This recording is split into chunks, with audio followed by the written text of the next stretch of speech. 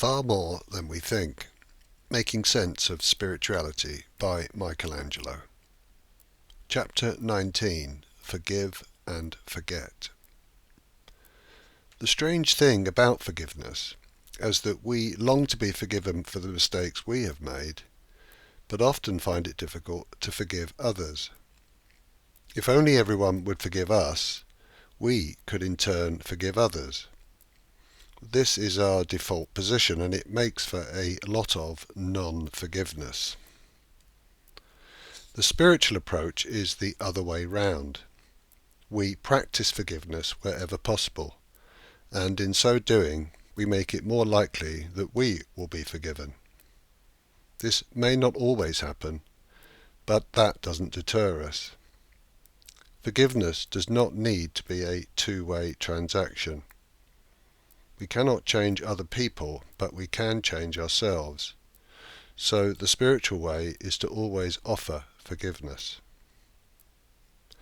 Forgiving someone when he has really hurt us is virtually impossible unless we can deploy the spectrum of spirituality that we've been exploring. It's when we follow the path of acceptance, surrender, humility, and non-judgment that forgiveness becomes much easier to contemplate. Even if we don't know precisely why a person may have behaved in a certain way, we can nevertheless understand that there is an underlying reason. Once we see that possibility, we at least have the option to forgive. We can choose to see past the ego and focus on the spirit that lies below. We can view any level of behavior as a mistake born from ignorance rather than a sin born from evil. This may seem like a step too far for many, but there's an even further stretch to aim for. If we are able to practice non-judgment to its full extent, the need for forgiveness falls away entirely. If we were able to have a neutral opinion on everything that happens, there will be nothing to forgive. This is the realm of pure spirit that very few people have ever accessed. But it does follow logically from where we've got to. Having said that, the idea of never having to forgive anyone is not really practical in our daily lives, so let's return to why forgiveness is needed and why it is so beneficial for our peace of mind. The first rather obvious but important point to make is that forgiveness does not cost us anything. The ego believes forgiveness is weakness and should be avoided unless something can be gained by it. There is an underlying assumption that forgiveness for harms done makes it more likely that the harms will be repeated. This assumption is born of fear and is not necessarily true. It's quite possible that treating people with forgiveness will bring about a positive change in their attitude and behavior. Forgiveness does not mean that we are a soft touch. Instead, it means that we can act at all times with dignity and strength.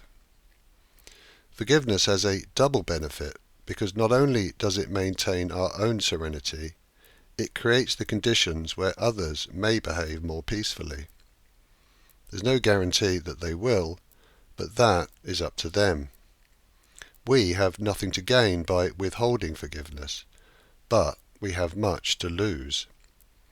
Forgiveness makes good sense, and we have an infinite amount within us to freely give away. We tend to judge ourselves and others as guilty, and there are huge benefits in offering forgiveness to both.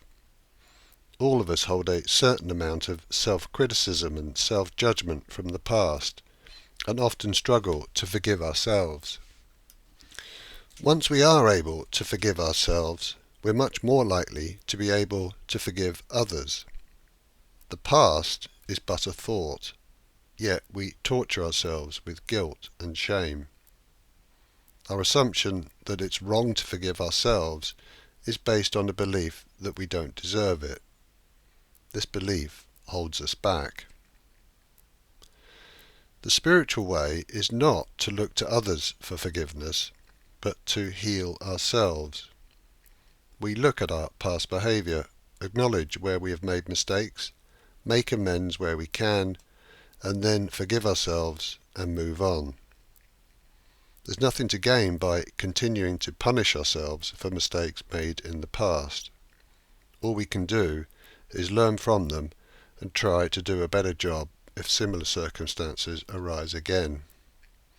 There's no requirement to carry guilt and shame around with us. It's not necessary to allow unhappiness to persist because of what we may or may not have done in the past. There's no need to allow the ego to keep us trapped in our own version of misery and struggle. Self-forgiveness is the way out of this trap, and spirituality gives us permission to do this. Once we have acknowledged our faults and have forgiven ourselves, it makes sense to try to avoid creating more problems as we go. We can't insulate ourselves from life and the world around us, but we can determine how we react to it. Whatever circumstances may arise, we have the choice to react from fear or from love. When we choose love, amazing things start to happen. We are aware of both ego and spirit, and we get to choose spirit if we want. This choice initially comes as a split-second opportunity to pause and think again. We can't prevent our first thought from arising, but we can choose to pause and wait for a second thought. This second thought is often a more reasonable and forgiving one than our initial reaction. With time and practice, this second thought becomes stronger and more frequent, and eventually often becomes our first thought. In the meantime, we may continue to think and react in our old ways, but we will slowly come to see what we're doing. We may make mistakes and act unkindly, but we can promptly make amends and forgive ourselves. Once we have cleaned up the past, it becomes easier to keep a clear conscience on an ongoing basis. The spiritual way is to spot our own mistakes and deal with them as quickly as possible. Self-forgiveness lightens our load from the past and prevents us from taking on new burdens as we go. Self-forgiveness leads to inner peace because it helps transform our thinking from fear to love. Forgiving ourselves allows us to be more forgiving of others. This is the natural order of things, not the other way around. All we need to do in order to forgive others is make a simple decision to do so. But this can only happen when we have access to the power of love within. When we do this, we can focus on the goodness in other people and forgive anything they may do as mistaken thinking. As with forgiveness of ourselves, the process here is to first forgive others and then continue practicing forgiveness on an ongoing basis. All of us hold grudges, and some of us have been so traumatized by prior events that we feel unable to escape them. But in any case, the key to a miraculous new way of living is forgiveness. However justified we are in our grievances, and however much pain and suffering this has inflicted on us, the only way out of the mental trap is to find a way to forgive. Spirituality provides this path to forgiveness. Some people feel strongly that they are unable to forgive past injustices or abuse, and consequently they stay stuck in their stories for the rest of their lives. We may not even realize that we have a choice, but we do. We always have a choice. We have the choice to act with love, even if we've not been given love ourselves. Our reservoir of love does not need filling up before we are able to use it. The amount of love within each of us is infinite, and there's nothing to stop us from using it except our own ego-driven thoughts about what is fair. Forgiveness is an act of love, which is the essence of our spirit. We all have it within us to forgive anything, if only we would give our spirit a chance to shine. Forgiving the past can bring about unexpected healing and transformation in our lives for the better. This is the truth, yet our egos prevent us from seeing it. Our peace of mind depends not on what may have happened in the past, but entirely on whether or not we choose to forgive. What used to be thought of as unforgivable can become forgivable if we use the spectrum of spirituality to move through the process. We may require help to do this, but it can be done. This is part of the process of spiritual growth, and it brings us out of the darkness and into the light. One of the common areas for resentment is often our thoughts and feelings about our parents. Forgiveness can change existing relationships beyond all recognition and can be beneficial even when our parents are no longer with us. Once we see that everyone is flawed and that we are all the victims of our own nature and nurturing, we can be more forgiving. I guess we all believe to some extent that we were raised in a dysfunctional family. Well, in reality, we probably were, because in truth, the whole world is largely dysfunctional, and our upbringing will not have been immune from that. It's a great irony that it was probably the people who loved us the most when we were children who accidentally shaped our negative thinking. It's this thinking that has subsequently caused us to suffer. People project their own issues and beliefs onto their children, oftentimes without even realizing that they're doing it. The next generation grows up with similar conditioning, and they then subsequently pass it on to their children. And so it goes on, generation after generation, until somebody breaks the chain. The break in the chain occurs only when someone has a spiritual awakening and passes on that wisdom to their offspring. The children may or may not accept spirituality for themselves, but it does give them the opportunity to influence how they subsequently raise their own children. Grudges against our parents can have a subconscious impact on how we relate to ourselves and to other people of the same sex. If a man resents his father, he's likely to be self-critical.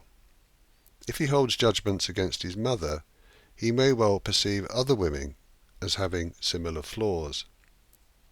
Likewise, if a woman resents her father, she will assume that all men are guilty to some extent. And if she has problems with her mother, she's likely to have similar problems with herself. These hangovers from parental influence can be hard to shake off unless we reach a point where we're willing to forgive them and see them as they truly are. They are neither angels nor monsters, but simply human beings doing the best they can. Similar forgiveness of siblings and other family members can be equally beneficial. Family healing through mutual forgiveness is yet another wonderful potential benefit of spirituality. Having forgiven the past, we can then focus our attention on maintaining our newfound peace of mind. If we are able to forgive as we go along, this will prevent new resentments. This may sound obvious, but my experience has been that I can quickly forget my past mistakes, but easily fall back into the trap of resistance, frustration, arrogance, and judgment. Once this happens, my tendency to forgive can vanish in a moment. Well, this is where the opportunity for further growth arises. Spirituality requires patience and tolerance, and if we want to demonstrate these qualities in our lives, we need people to practice on. Our growth comes not from withholding forgiveness from others because they don't deserve it, but from focusing on our own behaviour. We don't forgive others because they deserve it, but because we deserve the very best experience of life. If we don't trust others, we will easily find further reasons not to. If we look for fault, we will find it. If we want to resist and complain and get upset, we can. If we persist in living exclusively in ego, we will always react from fear. If we keep on withholding love and forgiveness, we will continue to suffer. This is the way the world seems to work, but we have the choice whether to carry on with the relentless tit-for-tat of an ego-driven life, or to step off the merry-go-round. Not only does forgiveness heal us, it can be of great benefit to others. People react to the environment in which they find themselves, and we can strongly influence that environment through our practice of tolerance and forgiveness.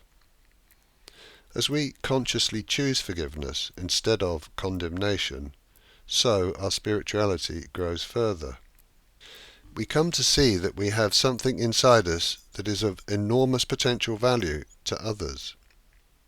We can't change the world, but we can improve other people's experiences while interacting with us.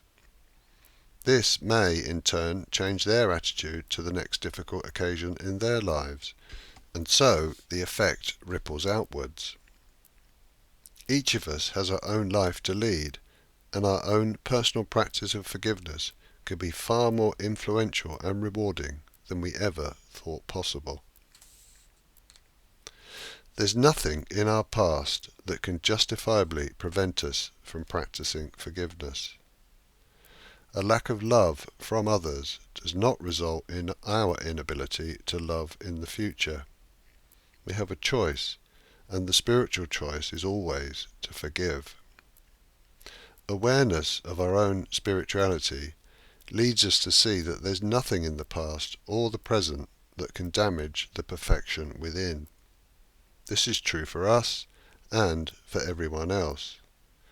Once we know this, we are able to forgive and forget.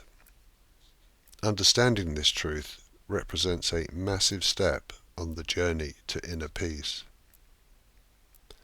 Forgiveness is crucial, but so too is the ability to forget. We don't forgive once and then drag issues back into currency when the opportunity arises. If we do this, it will undo all the good work. We learn from our mistakes and harms done to us, and we retain the lessons rather than all the gory detail. There's no need to hold on to suffering. The purpose of forgiveness is to allow self-healing.